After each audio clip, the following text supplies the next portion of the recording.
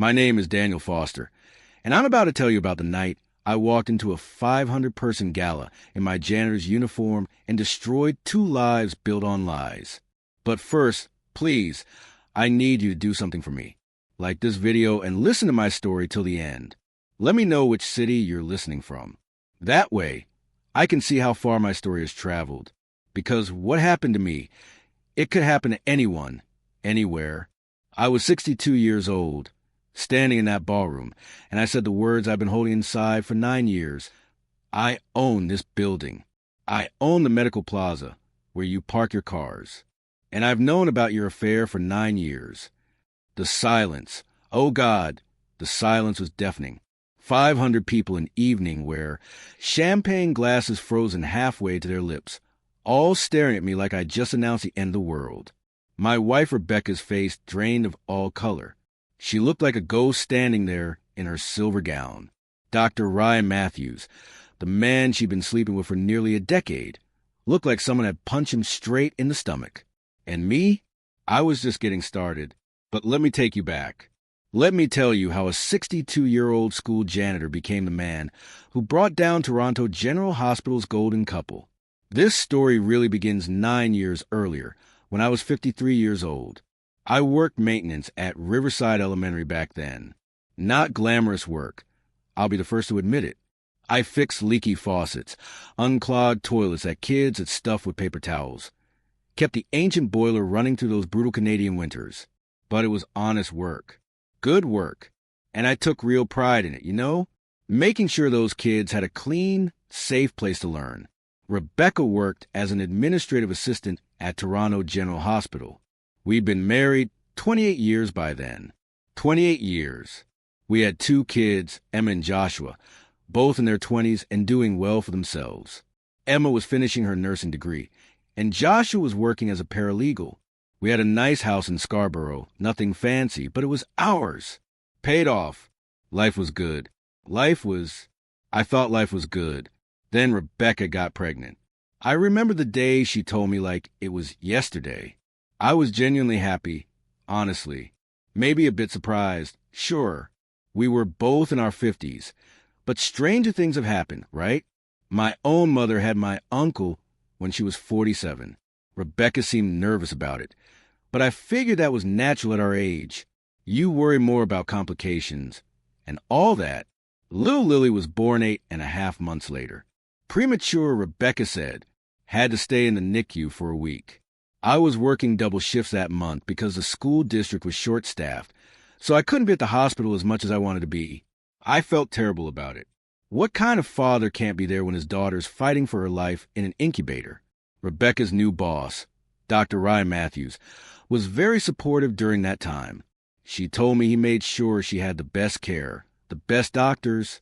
Ryan Matthews, chief of surgery, 43 years old, divorced, handsome in that polished way that comes from money and privilege, and never having to struggle for anything. He'd gone to University of Toronto, did his residency at Mayo Clinic, spoke 3 languages. The kind of man who wore his success like an expensive suit, perfectly tailored, impossible to ignore. Over the next few months, I started noticing things. Small things at first, easy to dismiss. Rebecca staying later at work. Her phone always face down on the counter. New clothes appearing in her closet, more expensive than what we usually bought. Designer labels I couldn't pronounce.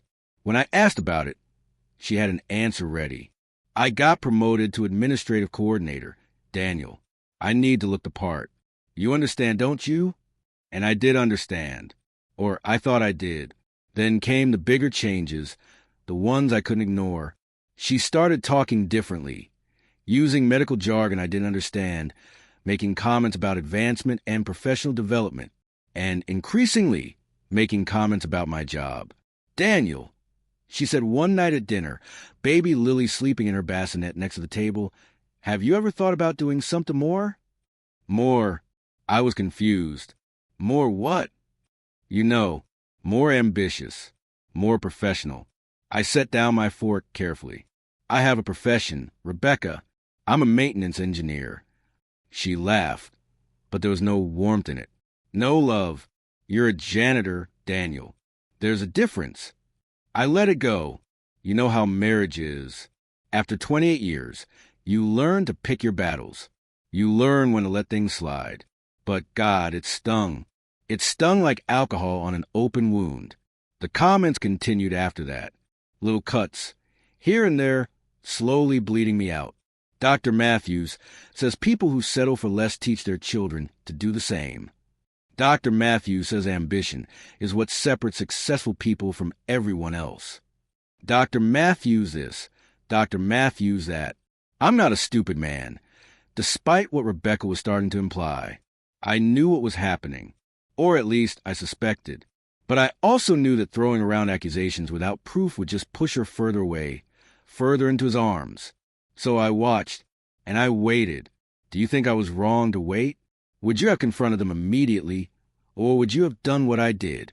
6 months after Lily was born, I hired a private investigator. His name was James Patterson, retired police officer. Came highly recommended from a guy I knew who'd gone through a messy divorce. Cost me $1,500 up front, but I needed to know. I needed to see it with my own eyes, even if it broke my heart. James came back with photos 2 weeks later.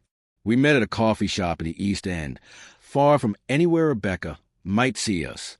He slid a manila envelope across the table, and I stared at it for a long moment before opening it. Once I looked inside, there'd be no going back. No more pretending. No more hope. I opened it. Rebecca and Ryan leaving the King Edward Hotel together. Getting into his BMW. Kissing in a parking garage. His hands in her hair. Her body pressed against his. The pictures were dated and time-stamped. Tuesday afternoons, mostly. When I was at work, fixing broken water fountains and replacing light bulbs, thinking Rebecca was at her desk, filing paperwork. I felt sick, physically sick. But James wasn't done. Daniel, he said quietly, sliding another folder across the table. I did some digging into Dr. Matthews' financial records. Hospital procurement documents. There's something off about the equipment purchases going through your wife's office. I opened the second folder with shaking hands. Inside were invoices, purchase orders, bank transfers.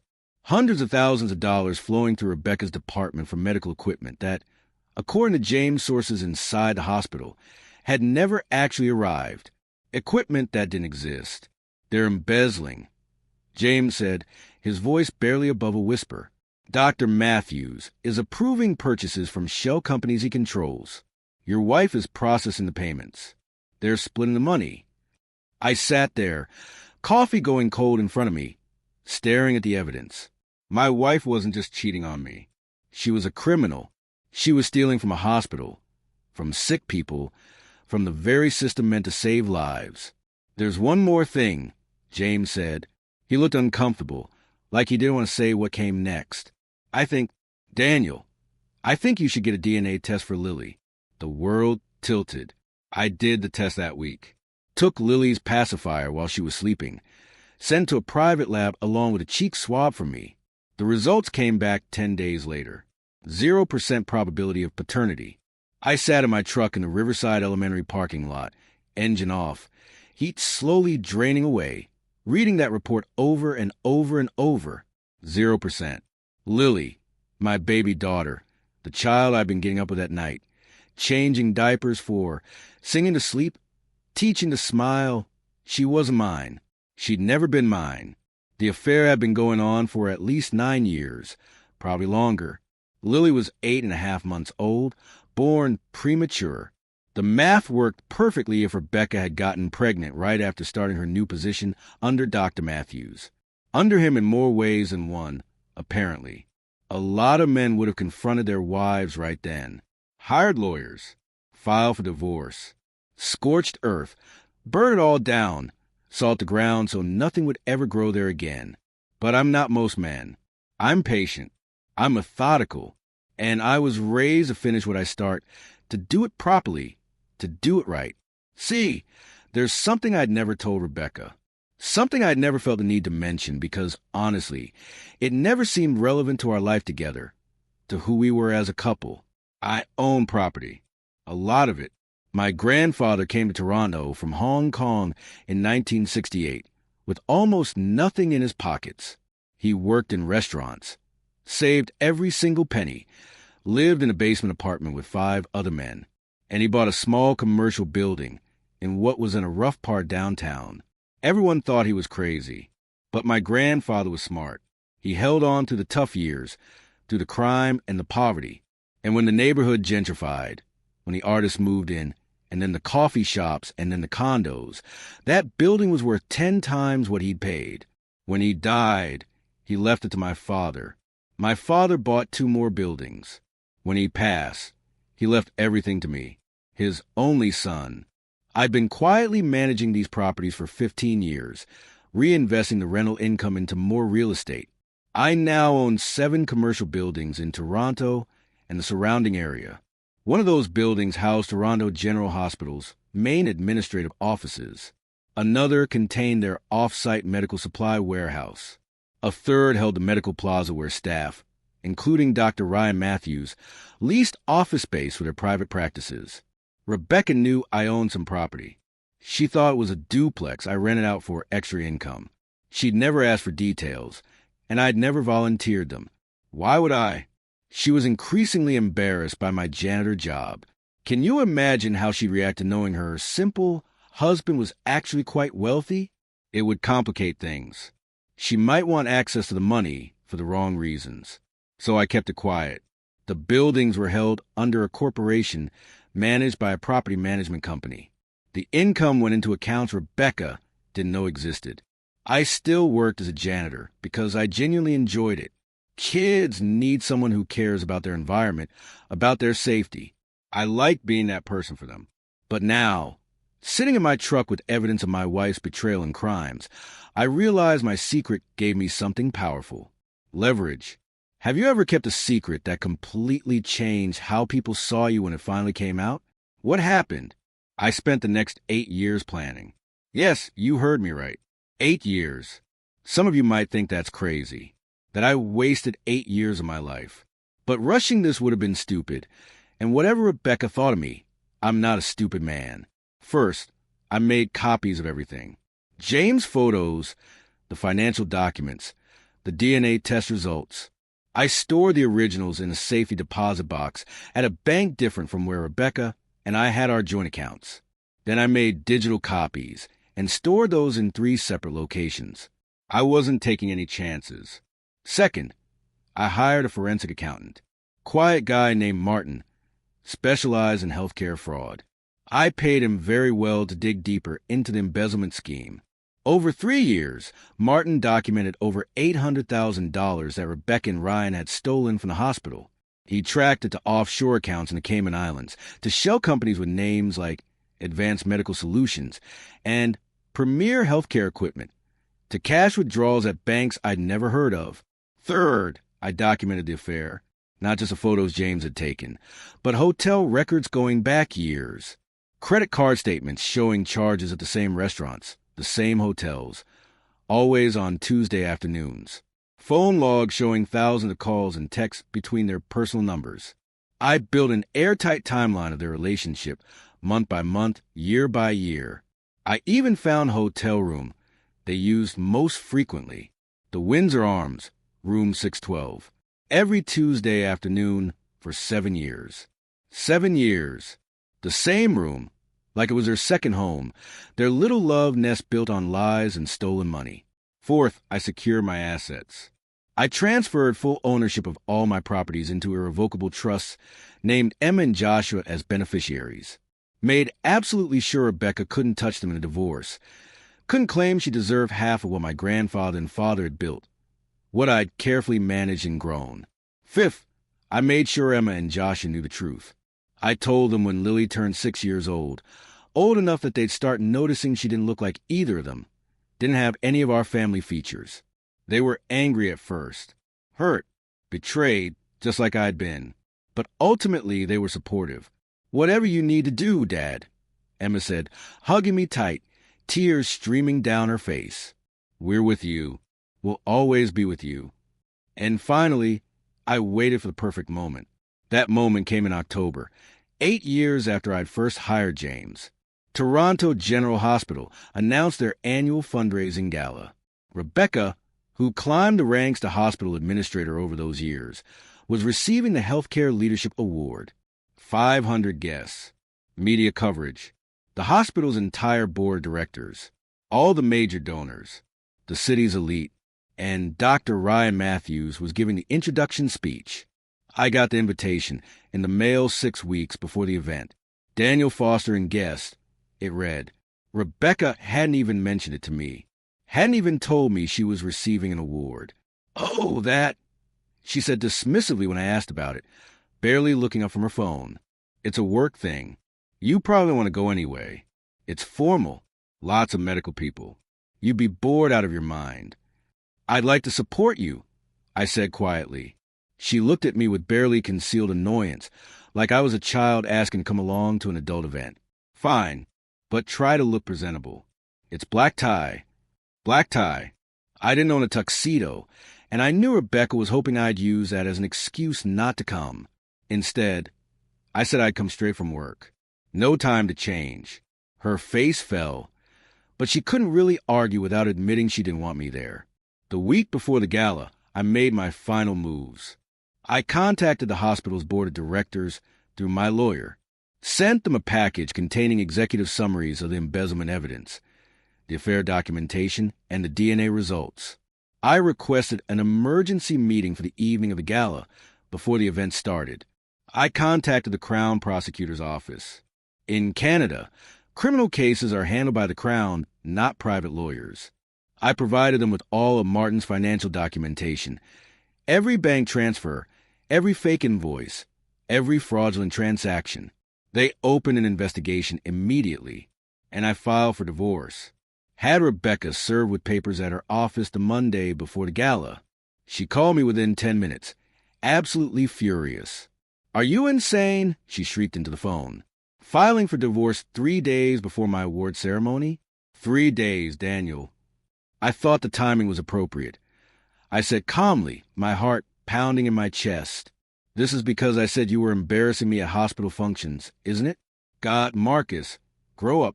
Not everything is about you and your fragile ego. You're right, I said. This isn't about me. It's about Lily. Silence on the other end of the line. Heavy, suffocating silence. What about Lily? Her voice had changed, gone cold and sharp. DNA test. She's not mine. The lawyer included it with the papers. You should probably read them. More silence. Then her voice, smaller now, almost panicked. Daniel, we can talk about this. There's an explanation. I can explain everything. I'm sure there is. I said, you can explain it in court. Or to the police. Your choice. I hung up. The gala was in 3 days. I had my evidence. I had my plan. And I was ready to watch their perfect world crumble. The day of the gala, I went to work as usual. Fixed a broken water fountain in the 3rd grade hallway. Helped another custodian with a dishwasher issue in the cafeteria. Replaced burnout light bulbs in the gymnasium. Just another day, you know? Just another day of honest work. At 4 o'clock, I changed into a fresh uniform. Neat and clean. Dark blue work pants. Matching shirt with Riverside Elementary maintenance embroidered on the chest. I looked at myself in the bathroom mirror for a long moment. This was it. Everything I'd planned for 8 years was about to happen. I drove to the Ritz-Carlton where the gala was being held. The valet looked utterly confused when I pulled up in my 15-year-old Chevy truck. But I handed him the keys and walked in like I owned the place. Which, technically, I did. The Ritz-Carlton sits on land. I leased them. The ballroom was magnificent. I'll give them that. Crystal chandeliers that probably cost more than most people's houses. White tablecloths so crisp they could cut you. Centerpieces of orchids and roses that must have been flown in from somewhere exotic. People in evening gowns and tuxedos everywhere, sipping champagne, networking, laughing. And there I was in my janitor's uniform. I stood out like a broken finger. Rebecca saw me from across the room. Her face went through about 5 different expressions in 3 seconds. Shock, horror, anger, fear, calculation. She was wearing a silver evening gown, that probably cost more than my monthly salary, more than I made in a week of honest work. Dr. Ryan Matthews stood next to her, distinguished in his tuxedo, hand possessively on the small of her back like she belonged to him. I waved, just a friendly little wave. Then I walked over to the bar and ordered a ginger ale. "Daniel," Rebecca hissed, appearing at my elbow like a furious ghost. "What the hell are you wearing?" "My work clothes," I said pleasantly, taking a sip of my drink. "You said I should come straight from work, so I did." "I didn't think you'd actually." She stopped, took a deep breath, glanced around nervously. "People are staring." "I imagine so. Can you at least try not to embarrass me tonight?" Her voice was desperate now, pleading, "This is the most important night of my career, Daniel. Please." "Don't worry," I said, looking her straight in the eye. "I promise this will be a night you'll never forget." She didn't catch the double meaning, just shook her head and walked away, back to Ryan, who looked at me with barely concealed contempt, like I was something he'd scraped off his shoe. The dinner was excellent. Braised beef tenderloin, roasted vegetables, some kind of fancy potato thing with truffle oil. I sat at Rebecca's table along with Ryan, several board members, and the hospital CEO. They all made polite conversation around me, clearly uncomfortable with the maintenance worker in their midst, the blue-collar intruder in their world of champagne and privilege. "So, Daniel," the CEO said, obviously trying to be kind, to include me, "Rebecca tells us you work in facility management." "I'm a janitor," I said cheerfully, "at Riverside Elementary. I fix toilets mostly. Some electrical work. Lots of mopping." Uncomfortable silence. You could hear the awkwardness settling over the table like fog. "That's nice," someone finally offered. "Important work." "It is," I agreed. "Someone has to keep things clean and running smoothly." Speaking of which, Rebecca, how's the hospital's procurement system running these days? Everything operating smoothly there? Rebecca's fork clattered against her plate. Ryan's jaw tightened. I saw his hand clench under the table. "Fine," Rebecca said shortly, her voice tight. "Daniel, why don't you tell everyone about your hobbies?" The evening dragged on. Speeches honoring various donors and staff members. Awards for this, recognition for that. Finally, it was time for Rebecca's award. Ryan stood up to give the introduction. "Ladies and gentlemen," he began, his voice smooth and practiced, the voice of a man who'd given 1,000 speeches to 1,000 audiences. "Tonight we honor someone truly exceptional. Rebecca Foster has transformed our administrative operations, bringing efficiency and innovation to every department she touches. She's increased our procurement effectiveness by 40%. I almost laughed out loud at that. Procurement effectiveness. That's one hell of a way to describe embezzlement. But what impresses me most about Rebecca," Ryan continued, "is her dedication despite personal challenges. Not everyone has a supportive partner who understands the demands of ambition. Some of us have to succeed despite obstacles at home." He glanced at me. Several people at nearby tables did too, their eyes full of pity for poor Rebecca, married to this simple janitor. "Rebecca has shown us that professional excellence isn't about your circumstances. It's about your character. She's proven that you can achieve greatness even when your personal life doesn't match your professional aspirations, even when your partner," he paused meaningfully, looking directly at my maintenance uniform, "doesn't share your drive." Light laughter from some tables. Sympathetic looks toward Rebecca. "Ladies and gentlemen, Rebecca Foster, Healthcare Administrator of the Year." Applause filled the room. Rebecca stood, smiling graciously, walked to the podium, hugged Ryan. The hug lasted just a bit too long. Their eyes held just a bit too much familiarity. Most people wouldn't notice. I noticed everything, and I was about to make sure everyone else noticed too. Rebecca gave her acceptance speech, thanking the board, thanking the staff, thanking Dr. Matthews specifically for his unwavering support and mentorship. The words tasted like poison in my mouth. She looked at me once during the speech, her expression unreadable. "And finally," she said, her voice catching slightly, performing a motion for the crowd, "I want to thank my family, my children Emma and Joshua, who have always believed in me, and my husband Daniel, who, who has been there through everything. Polite applause. I didn't join in. Just sat there, watching, waiting. She returned to the table, sat down next to Ryan, put her hand on his under the table where she thought no one could see. I saw. The CEO stood up, starting to transition to the next part of the program. That's when I stood up. The room's attention turned to me, confused. You don't stand up in the middle of a gala unless you're going to the bathroom or making a toast. And janitors don't make toasts at events like this. If I could have everyone's attention, I said. My voice was steady, calm. 62 years old, and I'd never been more sure of anything in my entire life. Rebecca's eyes went wide with panic.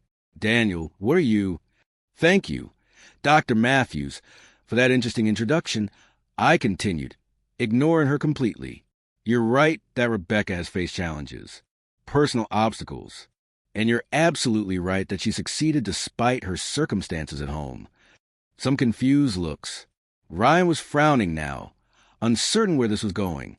See, being married to someone who's having a 9-year affair with her boss must be challenging, I said conversationally, like I was discussing the weather, especially when that affair produces a child, especially when that same boss and that same wife are embezzling hundreds of thousands of dollars from this very hospital. The room erupted, not immediately, but like a wave building. First shocked silence, then gasps, then everyone talking at once, voices rising in disbelief and excitement. Sit down, Ryan hissed, standing up, his face red. You're delusional. You're having some kind of breakdown. Am I? I pulled out my phone, connected it to the hotel's AV system. The large screens around the room, previously showing Rebecca's award citation, now showed something else.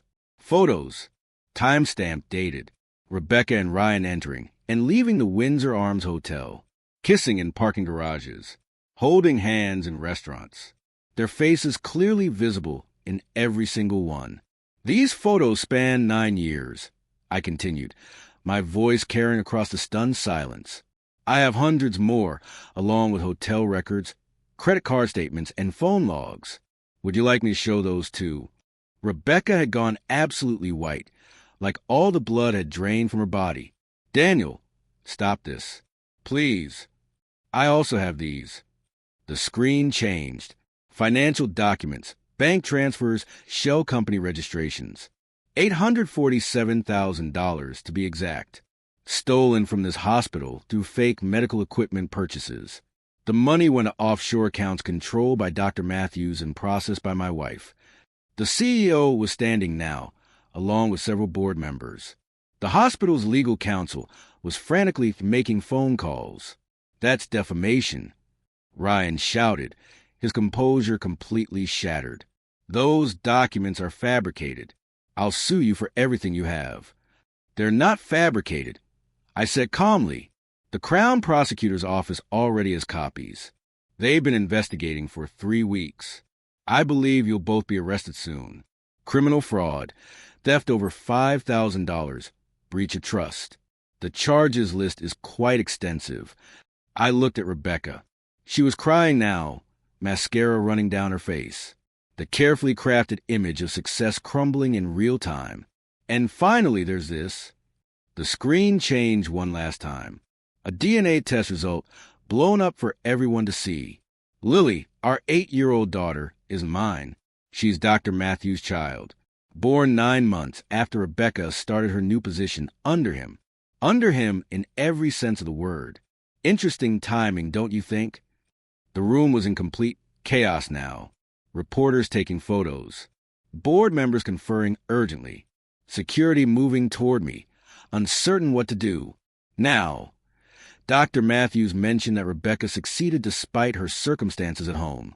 Let me address that.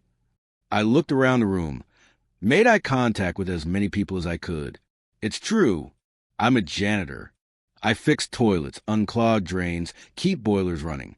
Not glamorous work, not impressive at cocktail parties. I paused, let the moment build. But here's what Dr. Matthews and my wife don't know. I own this building. The Ritz-Carlton sits on land that belongs to me, leased through my property management company. I also own the building where Toronto General Hospital's administrative offices are located, the medical plaza where Dr. Matthews has his private practice, the warehouse where the hospital stores medical supplies. 7 commercial buildings in total, worth approximately $85 million. You could have heard a pin drop. The silence was absolute, suffocating. So yes, Rebecca succeeded despite her circumstances. She's married to a janitor who happens to be a multimillionaire. A janitor who's known about her affair and her crimes for 8 years. A janitor who's been documenting everything, working with forensic accountants and prosecutors, building an ironclad case. I turned to face Rebecca and Ryan directly. A janitor who owns the buildings you work in. And by the way, Toronto General Hospital's lease on their administrative building is up for renewal in 3 months. I'm declining to renew it. You'll need to find new office space. Rebecca collapsed into her chair, sobbing uncontrollably. Ryan looked like he wanted to run, but was frozen in place, trapped. The board of directors received a full report this afternoon. I continued. The Crown prosecutor has all the evidence. My divorce lawyer has filed for full custody of Emma and Joshua, though they're adults anyway, and limited supervised visitation for Lily until Rebecca completes whatever sentence she receives. I picked up my jacket from the back of the chair. Enjoy the rest of your gala. I have a maintenance emergency at Riverside Elementary. A burst pipe in the gym. Real work, you know? The kind of work that actually matters. The kind of work that helps people instead of stealing from them. Tell me in the comments what you would have done in my situation. And if you've dealt with something similar, if you've been betrayed by someone you trusted completely, share your story. You're not alone in this pain. You're not alone in this fight. Subscribe for more stories about standing your ground and reclaiming your life. Because that's what this is really about, reclaiming the life that was stolen from you. I walked out of that ballroom in my janitor's uniform, past 500 stunned people in evening wear, and I have never felt prouder in my entire life. The aftermath was exactly what you'd expect. Rebecca and Ryan were arrested 4 days later. The news coverage was extensive, relentless. Hospital administrator and chief of surgery charged with fraud read the headlines. The hospital did damage control, emphasized they were victims too, fired both of them immediately. The trial took 14 months. Martin, my forensic accountant, testified about the embezzlement scheme, walking the jury through every fraudulent transaction. James, the private investigator, presented the affair evidence. The Crown prosecutor was thorough and professional, building a case that left no room for doubt. Rebecca pleaded guilty to fraud and received 3 years in prison, eligible for parole after 18 months. Ryan got 5 years because the Crown proved he'd masterminded the entire scheme, that he'd manipulated Rebecca into helping him steal from the hospital. The divorce was finalized while Rebecca was in prison. I got full custody of Emma and Joshua, though they're adults and don't need custody anymore. Lily was the complicated part. The family court judge ruled that Rebecca would have supervised visitation rights after her release, increasing to regular visitation if she completes therapy and maintains stability. Lily lives with me now. She's 9 years old, smart as a whip, funny kind, and she deserves so much better than what her biological parents gave her. I've never told her the full truth about who her father is. When she asks about her mom being in prison, I tell her that her mom made serious mistakes but still loves her, which might even be true in whatever way Rebecca is capable of love. Emma and Joshua have been incredible through all of this. They visit often, help with Lily, and we've actually gotten closer through this nightmare. Emma finished her nursing degree and works at a different hospital now. Joshua made partner at his law firm. They're good kids. I'm so proud of them. As for me, I still work as a janitor at Riverside Elementary. The kids need someone who cares, and I'm good at the work. I like fixing things, keeping things clean and orderly. There's dignity in honest labor, no matter what Rebecca thought, no matter what anyone thinks. But I also manage my real estate portfolio more actively now. I've used some of the income to set up scholarship funds for kids from working-class families. The Daniel Foster Educational Fund helps pay for trade schools, community colleges, whatever they need to build good lives without drowning in debt. Because here's what I learned through all of this. What I want you to understand. Success isn't about job titles or prestige. It's not about wearing tuxedos to galas or having impressive degrees on your wall. Success is about integrity. It's about doing your work well, whatever that work is. It's about being honest, even when honesty isn't convenient. It's about being patient and strategic rather than reactive and emotional. Rebecca and Ryan thought they were successful. They had the titles, the recognition, the admiration of everyone around them, but they built it all on lies and theft. And when you build your life on dishonesty, eventually it collapses. And when it does, you lose everything that matters. I spent 8 years watching and waiting. Some people might say I should have confronted them sooner, that I wasted years of my life. But I don't see it that way. Those 8 years taught me patience. They taught me the value of careful planning. They taught me that revenge, when it's righteous, when it's justified, when it's executed properly, isn't about anger. It's about justice. And justice, real justice, takes time.